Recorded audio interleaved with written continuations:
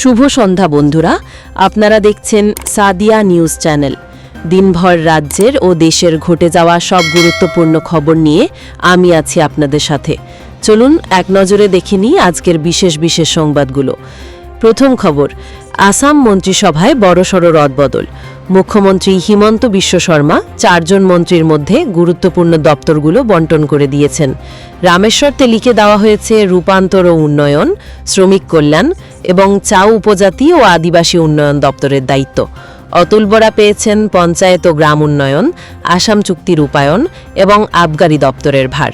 পরিবহন এবং বোড়োল্যান্ড উন্নয়ন বিভাগের দায়িত্ব তুলে দেওয়া হয়েছে চরণ বোড়োর হাতে।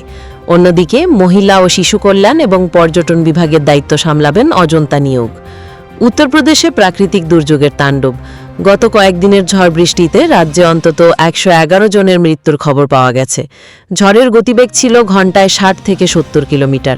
প্রায় 30টি জেলা এই দুর্যোগের কবলে পড়েছে। মুখ্যমন্ত্রী যোগী আদিত্যনাথ শোক প্রকাশ করেছেন এবং ক্ষতিগ্রস্তদের পাশে থাকার আশ্বাস দিয়েছেন।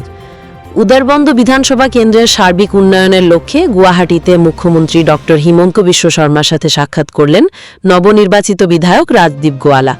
শিক্ষা, স্বাস্থ্য এবং কর্মসংস্থানের মতো জরুরি বিষয়গুলো নিয়ে আলোচনার পর মুখ্যমন্ত্রী তাকে সব ধরনের সহযোগিতার আশ্বাস দিয়েছেন।